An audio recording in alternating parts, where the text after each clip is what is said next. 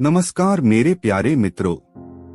इन बातों को जान लिया तो समझ जाओगे आपकी मृत्यु कब होगी। मित्रों, मृत्यु एक ऐसा सच है जिसे चाह कर भी चोट लाया नहीं जा सकता, जो इस दुनिया में आया है। उसका एक समय बाद यहाँ से जाना तय है। वहीं अगर हम आपसे पूछे कि वह दिन कौन सा है या फिर वह कौन सी जगह है जहां आप मरने वाले हैं, तो निश्चित ही आपको हमारा यह प्रश्न व्यर्थ लगेगा। कल्पनाओं से भरा हमारा यह प्रश्न बिल्कुल भी गलत नहीं है, क्योंकि धर्म शास्त्रों की माने तो इन सभी सवालों के जवाब दिए गए हैं। तो चलिए जानते हैं, गरुड़ पुराण के अनुसार मनुष्य की मृत्यु कब और कैसे होती है। गरुड़ पुराण की माने तो जिस समय मनुष्य की मृत्यु होने वाली होती है, वह बोलने की कोशिश करता है लेकिन बोल नहीं पाता है। बढ़ते समय के साथ मनुष्य के बोलने की, सुनने की शक्ति नष्ट हो जाती है। उस समय शरीर से अंगूठे के बराबर आत्मा निकलती है, जिसे यमदूत पकड़कर यमलोक ले जाते हैं। गरुड़ पुराण में ऐसा वर्णन मिलता है कि यमराज के दूत आत्मा को यमलोक तक ले जाते हैं, उसे डराते हैं और उसे नरक में मिलने वाले दुखों के बारे में बताते हैं। यमदूत हो कि ऐसी बातें सुनकर आत्मा जोर जोर से रोने लगती है। गरुड़ पुराण के मुताबिक मरते समय आत्मा शरीर के 9 द्वारों में से किसी से भी शरीर छोड़ दी है। यह 9 द्वार दोनों आँखें, दोनों कान, दोनों नासिका, मुंह या फिर उत्सर्जन अंग है। जिस व्यक्ति की आत्मा उत्सर्जन अंग से निकलती है, मरते समय वह मल मूत्र त्याग देते हैं।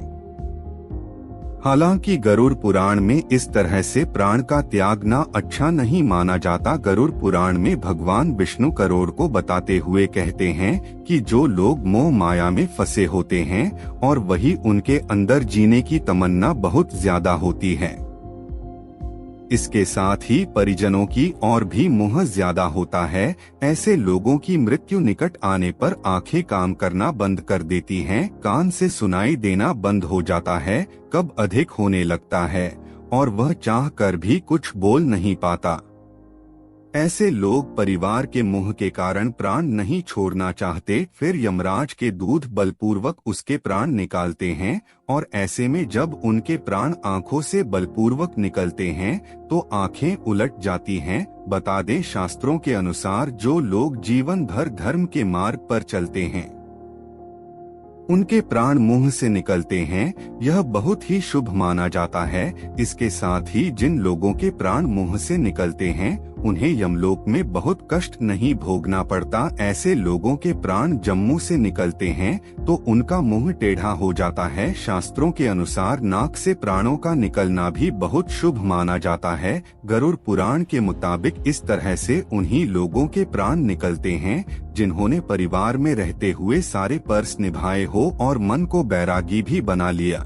वो बता दे, मौत से पहले आत्मा शरीर से निकलकर कुछ देर तक अचेत अवस्था में रहती है। आत्मा को इस प्रकार का अनुभव होता है जैसे कठिन परिश्रम से थका हुआ मनुष्य गहरी निद्रा में होता है, लेकिन कुछ पल में यह चीज से सचेत हो जाती है और उठकर खड़ी हो जाती है। मित्र, जो व्यक्ति के शरीर से आत्मा निकलती है, तब उसे कुछ समय तक पता ही नहीं चलता कि वह शरीर से अलग है। उसी प्रकार व्यवहार करती है जैसे शरीर में रहते हुए उसका व्यवहार था। आत्मा अपने सगे संबंधियों को आवाज देती है, पर वह सुन नहीं पाते हैं, जिसके चलते आत्मा को बेचैनी और छटपटाहट होने लगती है। आत्मा परेशान होकर सभी लोगों से कुछ कहना चाहती है, पर उसकी आवाज बस उसकी गूंज कर रह जाती है, क्योंकि वह बहुत तक नहीं अब होती ध्वनि होती है और मनुष्य केवल भौतिक चीजों को ही महसूस कर सकता है। शरीर के मृत हो जाने पर आत्मा अपने परिजनों को रोते बिलखते देखकर दुखी होती है और खुद भी दुख से परेशान होकर रोती है, लेकिन उसके वश में कुछ नहीं होता। वह लाचार होकर सब कुछ देखने और अपने जीवन काल में किए गए कर्मों को याद करके दुखी होती है। यम के दूत आत्मा से कहते हैं कि चलो अब यहाँ से चलने का समय आ गया है और कर्मों के अनुसार उसे लेकर यम्मा की ओर चल पड़ते हैं।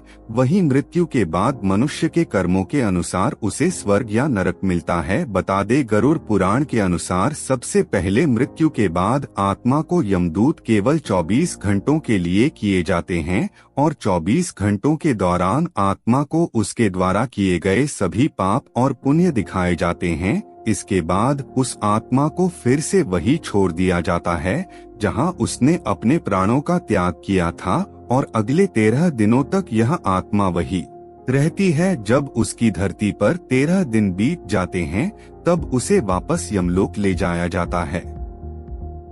मित्रों, बता दें मृत्यु के बाद जीवात्मा को यमलोक के मार्ग में कई प्रकार की बाधाओं का सामना करना पड़ता है। जो अच्छी आत्माएं होती हैं उन्हें इन बातों से कोई फर्क नहीं पड़ता, वही बुरी आत्माओं को कई प्रकार की यात्राओं का सामना करना पड़ता है।